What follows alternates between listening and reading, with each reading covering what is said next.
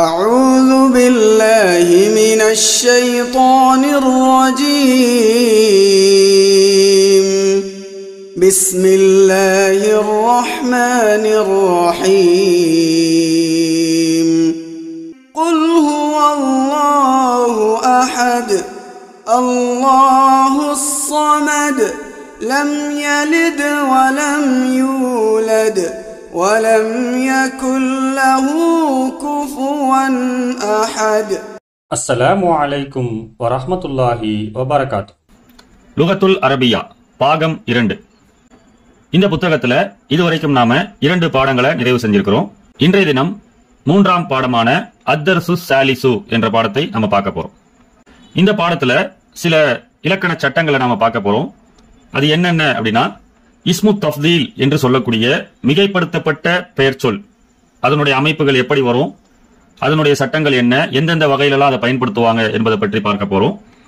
அடுத்ததா இன்னவுடைய அகவாத்துகள்ல 2 அகவாத்தை நம்ம பார்க்க போறோம். கடந்த பாடங்கள்லயே இன்னவுடைய அகவாத்துல 2 பார்த்திருந்தோம்.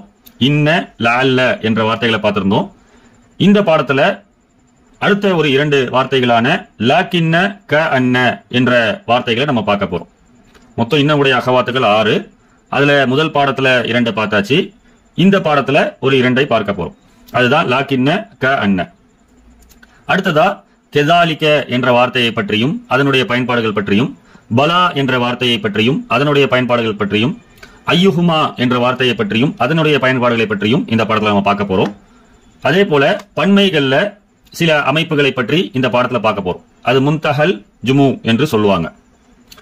இதையெல்லாம் இந்த பாடத்துல நாம பார்க்கக்கூடிய முக்கியமான சட்டங்களாக இருக்கு. இது அல்லாமல் இதர சட்டங்களையும் நாம பார்க்க போறோம்.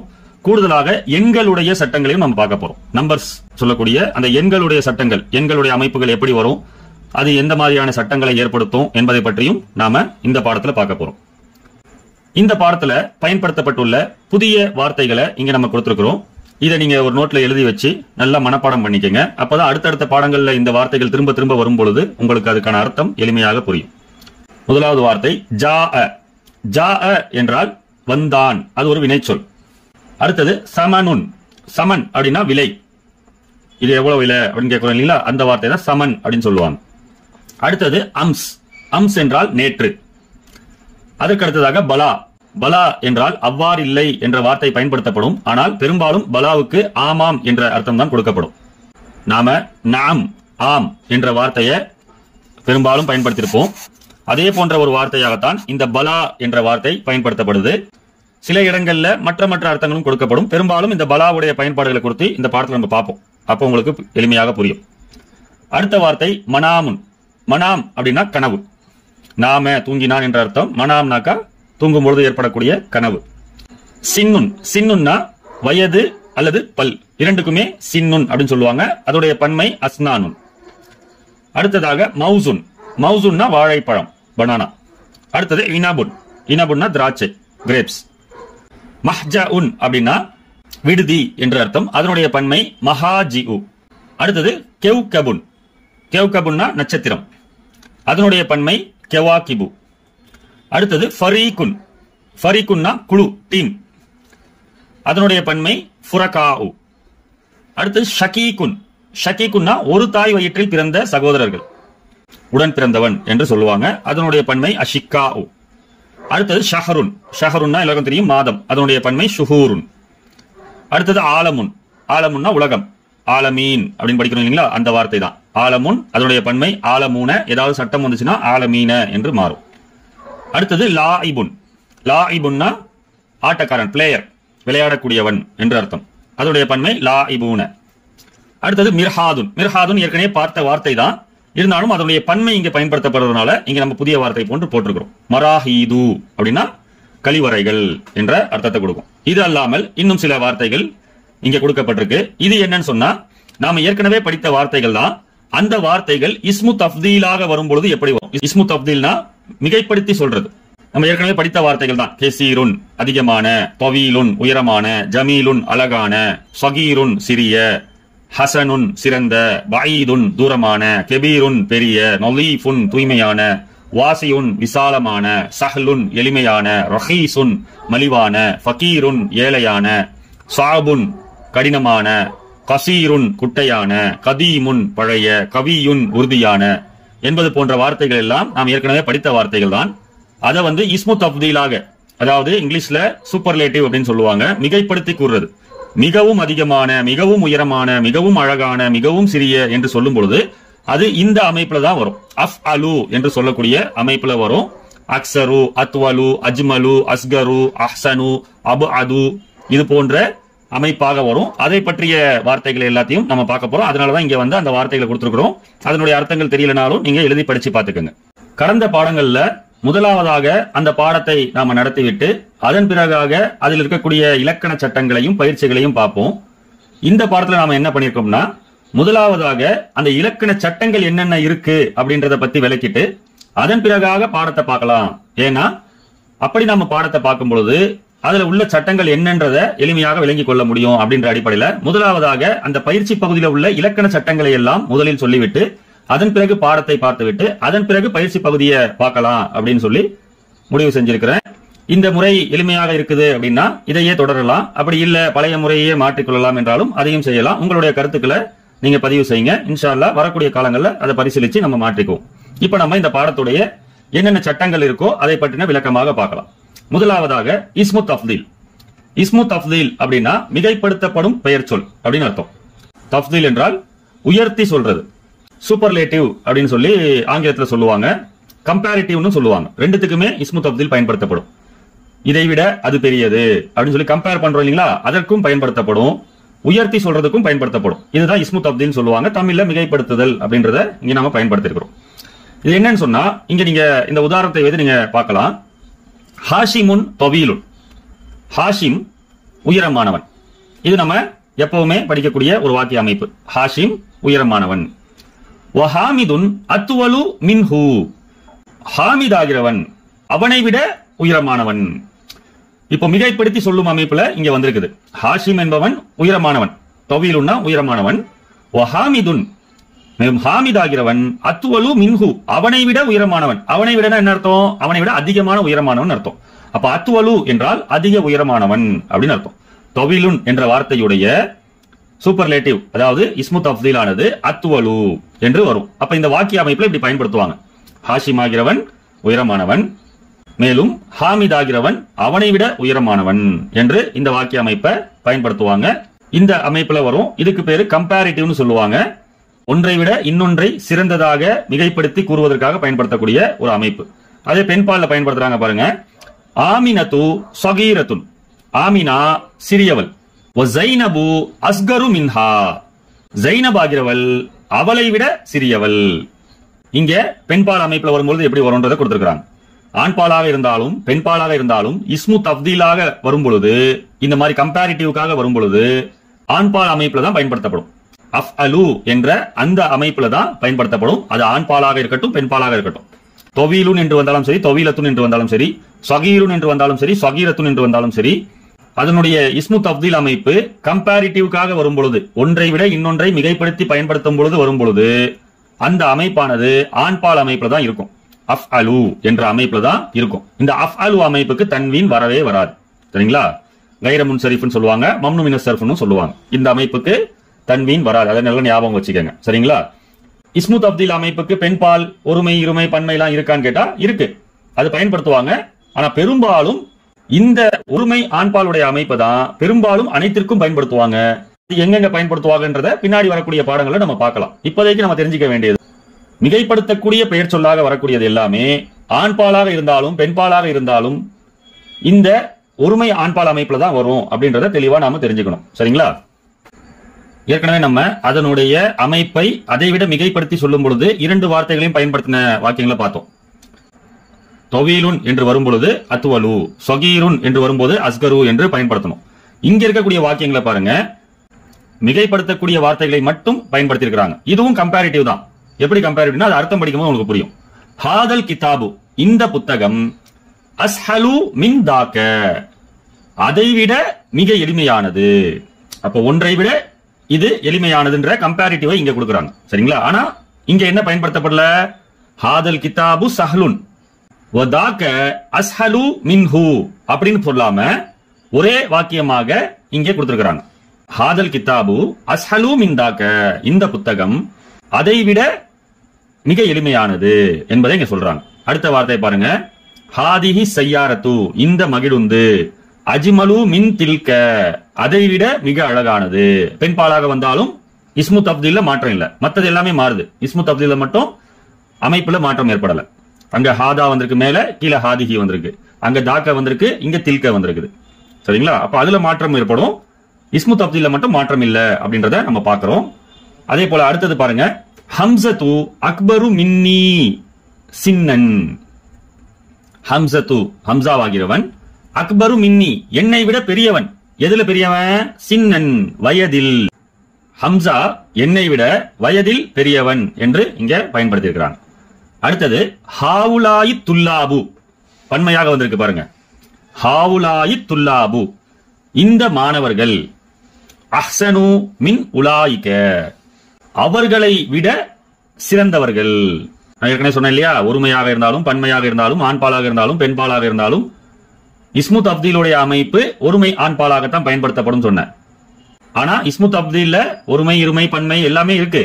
இருந்தாலும் இந்த வாக்கிய அமைப்புக்கு ஒருமை ஆண்பால் மட்டும்தான் பயன்படுத்தப்படும். அதை ஞாபகம் வச்சுக்கணும்.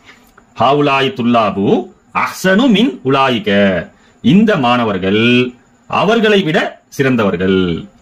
அடுத்தது பாருங்க, பைத்தி, என்னுடைய வீடு, அபது அனில் மதரசத்தி மின் பைத்திக்க, மதரசாவில் இருந்து, அதாவது பள்ளிக்கூடத்தில் இருந்து மிக தொலைவானது. பைத்தி என்னுடைய வீடு, அபது மிக தொலைவில் உள்ளது, அனில் மதரசத்தி பள்ளிக்கூடத்தில் இருந்து, மின் பைத்திக்க உன்னுடைய வீட்டை விட. அதாவது என்ன சொல்றாங்க, என்னுடைய வீடு உன்னுடைய வீட்டை விட பள்ளிக்கூடத்திலிருந்து மிக தொலைவானது. அப்படின்னா என்ன அர்த்தம்? அவருடைய வீடு பள்ளிக்கூடத்துக்குள்ள இருந்து கொஞ்சம் தூரத்துல இருக்குது, இவரோட வீடு பள்ளிக்கூடத்துல இருந்து ரொம்ப தூரத்துல இருக்குது அப்படின்னு சொல்றாங்க. அதை கம்பேர் பண்ணி சொல்றாங்க. இங்க அன் என்ற வார்த்தை பயன்படுத்தப்பட்டிருக்குது. பொதுவாக இருந்து என்ற வார்த்தைக்கு மின் பயன்படுத்துவோம், இங்க அன் பயன்படுத்திருக்காங்கனாக்கா இது ஷராமிய தாமில் என்ற புத்தகத்துடைய சட்டங்கள்ல அன்னுடைய அர்த்தங்கள் மின்னுக்கும் பயன்படும் அப்படின்ற அடிப்படையில இங்க கொடுத்திருக்காங்க. அது நீங்க ஷராமிய தாமில் படிக்கும் பொழுது அதுல இருந்து நம்ம தெரிஞ்சு கொள்ளலாம் இன்ஷா அல்லாஹ். அடுத்த வார்த்தை ஹுவ அஸ்கரு மின்னா சின்னன், அவன் எங்களை விட வயதில் சிறியவன். ஹத்தி, ஹத்துன், ஹத்துன்னாக கையெழுத்து. இது புதிய வார்த்தையில போட்டனா ஞாபகம் இல்ல, இருந்தாலும் நீங்க நோட் பண்ணிக்கங்க. ஹத்துன் அப்படின்னா கையெழுத்து என்று அர்த்தம். சரிங்களா? ஹத்துன்னா கோடுன்னு சொல்லுவாங்க, இங்க ஹத்துன்னா கையெழுத்து. ஹத்தி என்னுடைய கையெழுத்து, அஹ்சனு மின் ஹத்துக்க உன்னுடைய கையெழுத்தை விட சிறந்தது, மிகச் சிறந்தது அப்படின்னு சொல்றாங்க. என்னுடைய கையெழுத்து உன்னுடைய கையெழுத்தை விட மிக சிறந்தது அல்லது அழகானது அப்படின்னு கூட சொல்லலாம். அஹ்சனுக்கு அழகானதுன்ற அர்த்தமும் இருக்கு. என்னுடைய கையெழுத்து உன்னுடைய கையெழுத்தை விட மிக அழகானது அப்படின்னு பயன்படுத்துறாங்க. அடுத்தது ஹாத ஷாரி உ, இந்த சாலை, அன்லஃபு மின் ஜாலிக அதைவிட மிக தூய்மையானது. நலீஃபுன் அதோட இஸ்மு தப்தீல் அன்லஃபு. ஹாத ஷாரி உ, இந்த சாலை, அன்லஃபு மின் ஜாலிக அதைவிட மிக தூய்மையானது. அல்லபனு அஹ்சனு மினஷாயி, பாலாகிறது தேநீரை விட சிறந்தது. ஹாதிஹி சாஅத்து, இந்த கடிகாரம், அர்ஹசு மின் தில்க அதைவிட விலை மலிவானது. இதுதான் இஸ்மு தப்தீலுடைய அமைப்புடைய சட்டமாக இங்கே நமக்கு கொடுக்கப்பட்டிருக்கு. அடுத்த வார்த்தையாக ல கின்ன என்ற வார்த்தையை நாம பார்க்க போறோம். லா கின்ன என்ற வார்த்தைக்கு என்றாலும் ஆனாலும் என்ற அர்த்தம். ஆங்கிலத்துல பிகாஸ் என்று சொல்லுவாங்க இல்லையா, அதுதான் லா கின்ன என்று சொல்லப்படும். பொதுவா இன்ன உடைய அகவாத்துக்கள் மொத்தம் 6 வார்த்தைகள் இருக்கு. இன்ன, அன்ன, கஅன்ன, லா கின்ன, லைத்த, லா அல்ல. இதுல இன்னவை பற்றியும் லா அல்லவை பற்றியும் முதல் பாடத்துல நம்ம பார்த்திருந்தோம்.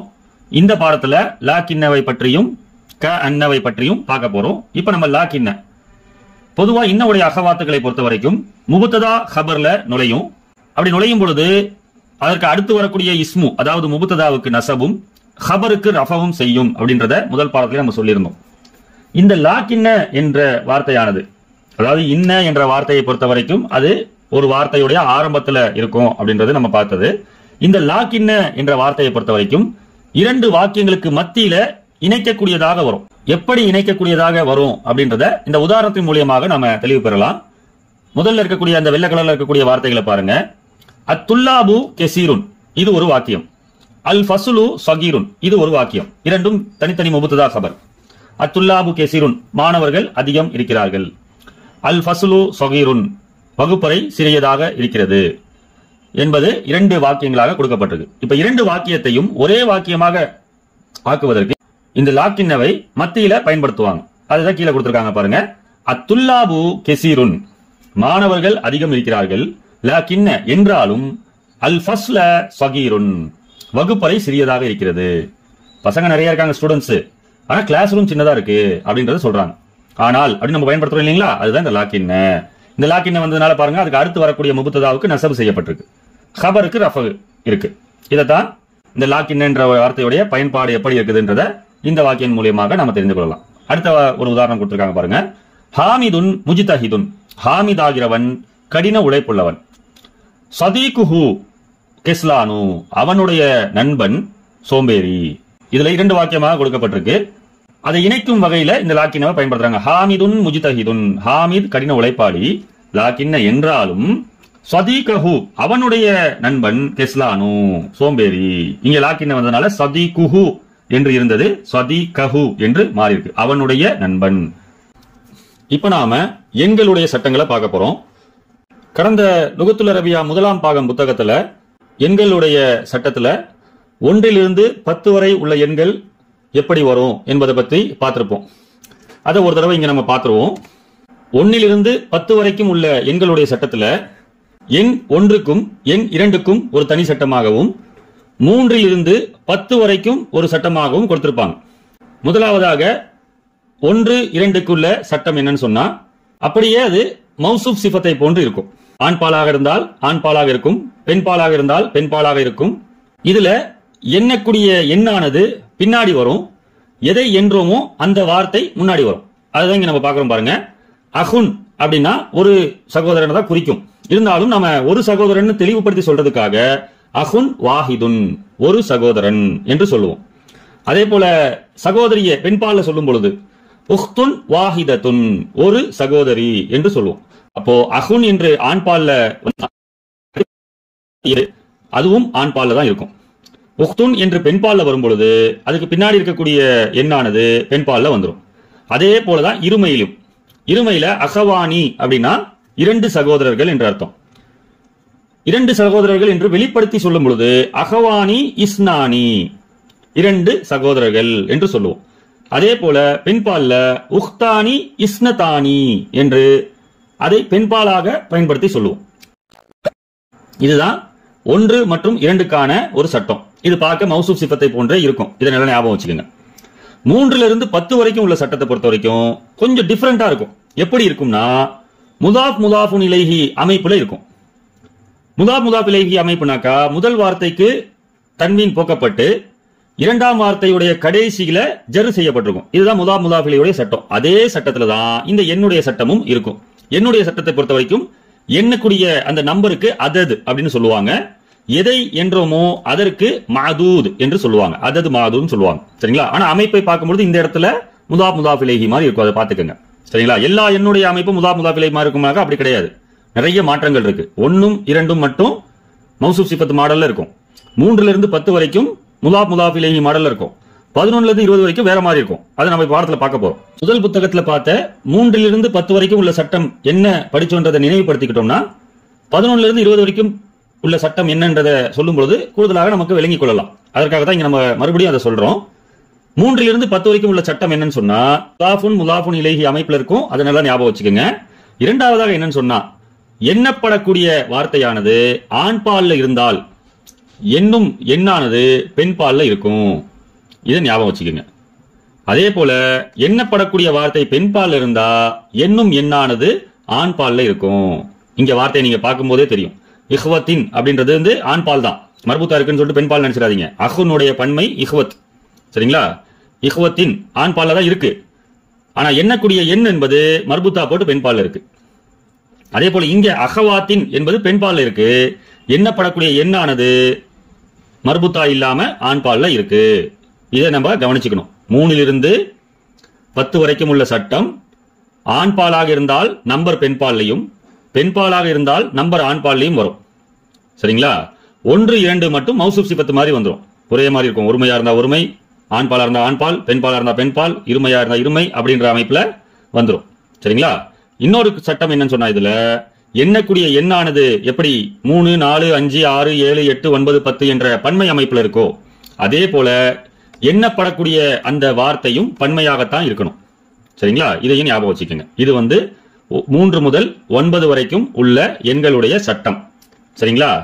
புரியலனா மறுபடியும் கேட்டு பாருங்க, ரீவைண்ட் பண்ணி கேட்டு பாருங்க, கேட்டு பார்த்து தெளிவுபடுத்திக்கங்க. சரிங்களா? இங்க நம்ம 10 வரைக்கும் போடல, 5 வரைக்கும் தான் போட்டிருக்கோம். 10 வரைக்கும் இதே சட்டம் தான். சரிங்களா? இதை ஞாபகம் வச்சுக்கோங்க. இப்போ 11ல இருந்து 20 வரைக்கும் உள்ள சட்டத்தை தான் பார்க்க போறோம். 11ல இருந்து 20 வரைக்கும் உள்ள சட்டத்துல எப்படி நம்ம அங்க 1ல இருந்து 10 வரைக்கும் பார்க்கும்போது 1க்கும் 2க்கும் மற்றும் வேற சட்டம், 3ல இருந்து 10 வரைக்கும் வேற சட்டம் இருந்துச்சோ, இங்கேயும் அதே போல 1க்கும் 2க்கும் வேற சட்டம், அதாவது 11க்கும் 12க்கும் வேற சட்டத்தை இங்க பயன்படுத்துறோம். சரிங்களா? அதை தான் இங்க நம்ம பார்க்க போறோம். 11க்கு என்ன அமைப்புல கொடுக்கப்பட்டிருக்கு? அஹத, அஷர, தாலிபன். இதுல நம்ம கவனிக்க வேண்டியது என்னன்னு சொன்னா, 1ல இருந்து 10 வரைக்கும் உள்ள சட்டத்துல எண்ணக்கூடிய எண்ணுக்கு ரஃபா இருந்துச்சு, நல்லா கவனிச்சீங்கன்னா தெரியும். ஆனா இப்ப எண்ணக்கூடிய எண்ணுக்கு நசபு செய்யப்பட்டிருக்கு. முன்னாடி உள்ள சட்டங்களால நசபு செய்யப்படல, அந்த நம்பரே நசபுல தான் இருக்கும். அதனால ஞாபகம் வச்சுக்கோங்க. 11ல இருந்து 20 வரைக்கும் உள்ள எண்களில் அந்த எண்ணே நசபுல தான் இருக்கும். அதனால ஞாபகம் வச்சுங்க. அஹத அஷர, இஸ்னா அஷர, சலாசத அஷர, அர்பாத அஷர, ஹம்சத அஷர, சித்தத அஷர, சபாத அஷர, சமானியத அஷர, திஸ்அத அஷர என்று 19 வரைக்கும் நசபுல தான் இருக்கும். அதனால கவனிச்சுக்கோங்க. சரிங்களா? அதே போல 11, 12 இந்த 2 நம்பருக்கும் இருக்கக்கூடிய எல்லாமே ஆண்பாலாக இருக்கும். 1 என்பதும் ஆண்பால தான் இருக்கும், 10 என்பதும் ஆண்பால தான் இருக்கும், எண்ணப்படக்கூடிய பொருளும் ஆண்பால தான் இருக்கும். சரிங்களா? ஒருவேளை எண்ணப்படக்கூடிய பொருள் பெண்பாலாக இருந்தால் 1 என்பதும் பெண்பாலாக மாறும், 10 என்பதும் பெண்பாலாக மாறும். அதை நம்ம பின்னாடி பார்க்கலாம். சரிங்களா? இந்த பாடத்துல அதை சொல்லல, இருந்தாலும் உங்களுக்கு இங்க தெரிஞ்சுக்கிறதுக்காக இங்க சொல்றோம். சரிங்களா? இங்க எண்ணப்படக்கூடிய வார்த்தையானது ஆண்பாலாக இருந்தால் 11 மற்றும் 12 இந்த 2 சட்டங்களும், இந்த 2 எண்ணுக்கான சட்டங்களை பொறுத்த வரைக்கும் அந்த எண்களும் ஆண்பால தான் இருக்கும். சரிங்களா? அதாவது 10 + 1 11. இங்க அதான் அஹத 1ன்றது அஹத, அஷர என்பது 10. அஹத என்ற 1ம் அஷர என்ற 10ம் இரண்டுமே ஆண்பால தான் இருக்கும் அப்படின்றத நம்ம பார்த்துக்கணும். சரிங்களா? அஹத அஷர தாலிபன் எண்ணக்கூடிய அந்த பொருளானது நசபு செய்யப்பட்டு வரும். சரிங்களா? 3ல இருந்து 10 வரைக்கும் எண்ணக்கூடிய பொருளானது ஜர்ரு செய்யப்படும் சொன்னோம். 11ல இருந்து 20 வரைக்கும் உள்ள சட்டத்துல எண்ணப்படும் பொருளானது நசபு செய்யப்பட்டு வந்திருக்கும். அதே போல 3ல இருந்து 9 வரைக்கும் உள்ள சட்டத்துல எண்ணப்படும் பொருளானது பன்மையான அமைப்பாக வரும்னு சொன்னோம். ஆனா 11ல இருந்து 20 வரைக்கும் உள்ள சட்டத்துல எண்ணப்படும் அந்த பொருளானது ஒருமை அமைப்புல தான் இருக்கும். ஆனா அர்த்தம் பன்மை. 11 மாணவர்கள்னு சொல்லணும். அங்க அமைப்பு எப்படி இருக்கும்? 11 மாணவன் என்ற அமைப்புல இருக்கும். அஹத அஷர தாலிபன், இஸ்னா அஷர தாலிபன், சலாசத்த அஷர தாலிபன் என்று ஒருமை அமைப்புல தான் அது இருக்கும். சரிங்களா? இதை ஞாபகம் வச்சுக்கோங்க. இதுல 11 மற்றும் 12க்கு மட்டும் தாலிபன் என்ற வார்த்தை ஆண்பாலாக இருக்கும் பொழுது எல்லா வார்த்தைகளும் அதுக்கு முன்னாடி இருக்கக்கூடிய நம்பர்கள்ல 1 என்பதும் 10 என்பதும் ஆண்பால தான் இருக்கும், 2 என்பதும் 10 என்பதும் ஆண்பால தான் இருக்கும். இதை நல்லா ஞாபகம் வச்சுக்கோங்க. 13ல இருந்து 19 வரைக்கும் உள்ள சட்டத்தை பொறுத்த வரைக்கும் அந்த எண்ணப்படக்கூடிய பொருள் அல்லது நபர் ஆண்பாலாக இருந்தால் 10 என்பது ஆண்பாலாக இருக்கும். 10க்கு அப்புறம் உள்ள எண்கள் 3, 4, 5, 6, 7, 8, 9 இவைகள் எல்லாமே பெண்பாலாக சொல்லப்படும். இது கொஞ்சம் குழப்பமா இருக்கிற மாதிரி தான் இருக்கும். நல்லா பிராக்டிஸ் பண்ணிட்டோம்னா ரொம்ப ஈஸியா இருக்கும். சரிங்களா? இப்ப கவனிச்சுன்னா புரியுங்க. இந்த கலர் பண்ணிருக்கேன் பாருங்க. ஏற்கனவே அஹத அஷர தாலிபன்றதுல எந்த பிரச்சனையும் இல்ல, எல்லாமே ஆண்பால்ல தான் இருக்கு.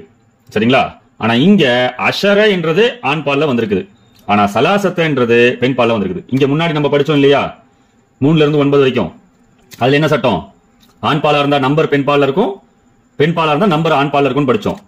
அதே போல இங்க என்ன ஞாபகம் வச்சுக்கணும்னா, ஆண்பாலா இருந்தா சிங்கிள் நம்பர் பெண்பால்ல இருக்கும், பெண்பாலா இருந்தா சிங்கிள் நம்பர் ஆண்பாலா மாறிடும். ஆனா அந்த அஷர என்ற அந்த 10ன்ற நம்பர் மட்டும் ஆண்பாலா இருந்தா ஆண்பாலா இருக்கும், பெண்பாலா இருந்தா பெண்பாலா இருக்கும். ஞாபகம் வச்சுக்கோங்க. சரிங்களா? அதுதான் இங்க கொடுத்திருக்கிறோம். சலாசத அஷர தாலிபன், அர்பஅத அஷர தாலிபன், ஹம்சத அஷர தாலிபன், சித்தத அஷர தாலிபன், சபஅத அஷர தாலிபன், சமானியத அஷர தாலிபன், திஸ்அத அஷர தாலிபன். 13 முதல் 19 வரை உள்ள சட்டம். இது பார்க்க மௌசூப் சிபத்து போல இருக்கும்.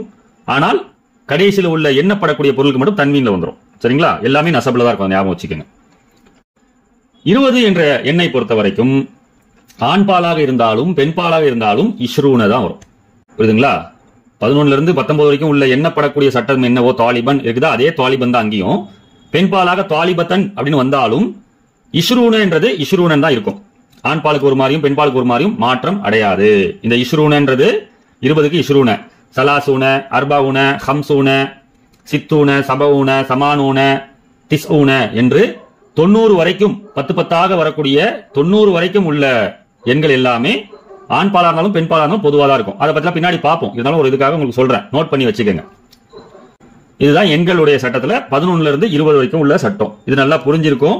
அப்படி புரியலன்னா மறுபடியும் இன்னொரு வாட்டி போட்டு பாருங்க, கேளுங்க, எழுதி பாருங்க. எழுதி பாத்தீங்கன்னா தான் உங்களுக்கு தெளிவா இருக்கும். 1 இருந்து 20 வரைக்கும் உள்ள சட்டங்கள்ல என்னென்ன சேஞ்சஸ் இருக்கு, எதுல இருந்து எது வரைக்கும் என்ன சேஞ்சஸ் அப்படின்றத எழுத்து வழியாக நீங்க எழுதி பாருங்க. நீங்க எழுதி பாக்குறதுன்றது 10 தடவை படிக்கிறதுக்கு சமமானது. அதனால எழுதி பாருங்க. அடுத்ததா இதே எண்களுடைய சட்டத்துல ஃபர்ஸ்ட், செகண்ட், தேர்ட்னு சொல்லுவோம் இல்லையா இங்கிலீஷ்ல, அந்த அமைப்பு எப்படி வரும்? இது நமக்கு ஈஸி தான். ஏன் ஈஸின்னு சொல்றேன்னா, முதலாவது புத்தகத்துல 1ஆம் பாடம், 2ஆம் பாடம், 3ஆம் பாடம், 4ஆம் பாடம் சொல்லி எல்லா நம்பருடைய பாடத்திலையும் அத்தர்சுல் அவ்வலு, அத்தர்சு சானி, அத்தர்சு சாலிசு நம்ம படிச்சிருப்போம். அதே மாடல் தான் இங்க இருக்குது. சரிங்களா? இதுதான் இங்க கொடுத்திருக்காங்க. அத்தர்சுல் அவ்வலு முதல் பாடம், அத்தர்சு சானி இரண்டாவது பாடம். இங்க சானியு அப்படின்னு சொல்லணும். ஆனா இங்க அந்த சானின்ற அமைப்பு வந்து கடைசியில இல்லத்தான எழுத்துக்கள் இருக்கிறதுனால அது அப்படியே சானின்னு படிக்கிறாங்க. சானியூன்னு படிக்காம சானின்னு படிக்கிறாங்க. சரிங்களா? ஞாபகம் வச்சுங்க. அத்தர்சுல் அவ்வலு, அத்தர்சு சானி, அத்தர்சு சாலிசு, அத்தர்சு ராபியு, அத்தர்சுல் ஹாமிசு. முதலாம் பாடம், 2ஆம் பாடம், 3ஆம் பாடம், 4ஆம் பாடம், 5ஆம் பாடம் என்று 10 பாடத்துக்கும் இதுதான், இப்படிதான் வரும். ஆண் பாலா இருந்தா ஆண்பால், பெண் பாலா இருந்தா பெண்பால், இப்படி வரும். அதே நேரத்துல நம்பர் வந்து பின்னாடி போயிருவீங்க. இது நல்லா ஞாபகம் வச்சுங்க. எல்லாத்துலயுமே நம்பர் பின்னாடி தான் இருக்கும். சரிங்களா? First, second, third, fourth, fifth என்று சொல்லக்கூடிய முதலாவது, 2வது, 3வது, 4வது என்று சொல்லக்கூடிய இந்த அமைப்பிலான எண்கள் 1, 2, 3 அந்த அமைப்பு கிடையாது. முதலாவது, 2வது, 3வது என்று இந்த மாடல்ல உள்ளது. ஃபர்ஸ்ட், செகண்ட், தேர்ட்னு சொல்லக்கூடிய மாடல்ல உள்ளதுக்கு இப்படித்தான் மாடல் வரும். இது ஆண் பாலா இருந்தா ஆண் பால்ல வரும், பெண் பாலா இருந்தா பெண் பால்ல வரும். சரிங்களா? 1 இருந்து 10 வரைக்கும், முதலாவதுல இருந்து 10வது வரைக்கும். அத்தர்சுல் அவ்வலு, அத்தர்சு சானி இப்படி வருது இல்லையா? இதுவே தர்சுக்கு பதிலாக இப்ப உதாரணத்துக்கு சஃபாத்து. சஃபாத்துன்னா என்னது? பக்கம். அஸ்ஸஃபாத்துல் ஊலா, அஸ்ஸஃபாத்து சானியத்து, அஸ்ஸஃபாத்து சாலிசத்து, அஸ்ஸஃபாத்து ராபியத்து அப்படி வரும். சரிங்களா? பெண் பாலா இருந்தாக்க பெண் பாலாக மாத்திக்கணும். அவ்வளுன்றது மட்டும் ஊலான்னு வரும். சரிங்களா? பெண் பால் எப்படி வரும்? ஊலா அப்படின்னு வரும். சரிங்களா? இங்க போட்டிருக்குது பாருங்க. அவ்வலு, அவ்வலு என்பதற்கு பெண் பால் ஊலா. அத்தர்சுல் அவ்வலு, அத்தர்சு சானி இப்படின்னு படிக்கிறோம். அதுவே பெண்பால்ல வந்துச்சுன்னா அஃபாத்துல் ஊலா, அஸ்ஸஃபாத்து சானியத்து. அதே 3வது பக்கம் அப்படின்னா அஸ்ஸஃபாத்து சாலிசத்து, அஸ்ஸஃபாத்து ராபியத்து என்று பெண்பால் அமைப்பாக வரும். இங்க மேல பாத்தீங்கன்னா உங்களுக்கு தெரியும். அல் அவ்வலு முஅன்னஸ் பெண்பால் ஆகிறது. அல் ஊலா நகூலு நீ கூறுவாய். அத்தாலிபுல் அவ்வலு முதல் மாணவன், ஒத்தாலிபுல் ஊலா முதல் மாணவி என்று கூறுவாய் அப்படின்னு சொல்லி இங்க சொல்லியிருக்காங்க. சரிங்களா? அடுத்தது இந்த பாடத்துல என்ன பார்க்கறோம்னா ஐயுஹுமா. ஐயுஹுமா என்பது என்னன்னா, ஒரு 2 பேரை காட்டுறோம். இந்த 2 பேர்ல யார் சிறந்தவர், இந்த 2 பேர்ல யார் படித்தவர். ஒரு 2 புத்தகத்தை காட்டுறோம். இந்த 2 புத்தகத்துல எது பெரியது, இந்த 2 புத்தகத்துல எது அழகானது அப்படின்ற மாதிரி நம்ம சொல்லுவோம் இல்லைங்களா? அப்படி கேள்வியாக கேட்பதற்கு இந்த ஐயுஹுமா. ஐயுன்னானது எது, ஹுமானா 2. ஐயுஹுமானா 2இல் எது. மனிதர்களை குறிக்கும் போது இந்த ஐயு வரும்போது எதுன்னு படிச்சிடக்கூடாது, யாருன்னு படிக்கணும். மண்ணுடைய அர்த்தத்துல வச்சிடணும். நம்ம மண் ஹுமான் படிக்க முடியாது, 2இல் யார் அப்படின்னு சொல்ல முடியாது. சரிங்களா? அதுக்காக ஐயுன்றத மனிதர்களுக்கும் பயன்படுத்துவாங்க, மனிதர் அல்லாததுக்கும் பயன்படுத்துவாங்க. ஆக்கில் கைராக்கில் ரெண்டுக்குமே பயன்படுத்துவாங்க. அப்படி பயன்படுத்தும் போது மனிதர்களாக இருந்தால் 2இல் யார் அல்லது 2வரில் யார் அப்படின்னு கேட்கணும். மனிதர்கள் அல்லாததாக இருந்தால் 2இல் எது என்று கேட்கணும். அதான் இங்க சொல்லியிருக்கிறாங்க. யுஷீருல் முதரிசு ஆசிரியர் சுட்டி காட்டுவார். இலா தாலிபைனி 2 மாணவர்களை நோக்கி, 2 மாணவர்களை ஆசிரியர் சுட்டி காட்டுவார். வயகூலு மேலும் கூறுவார். 2 மாணவர்களை ஆசிரியர் 2 மாணவர்களை சுட்டிக்காட்டி கூறுகிறார். ஹாதானி தாலிபானி. ஹாதானி தாலிபானி, இவர்கள் இரு மாணவர்கள். ஐயுஹுமா அத்துவலு, இவர்கள் இருவரில் உயரமானவர் யார்? அப்ப இங்க ஐயுன்றதுக்கு யார் என்ற அர்த்தம் கொடுக்கப்பட்டிருக்கு, மனிதர்கள் என்பதனால.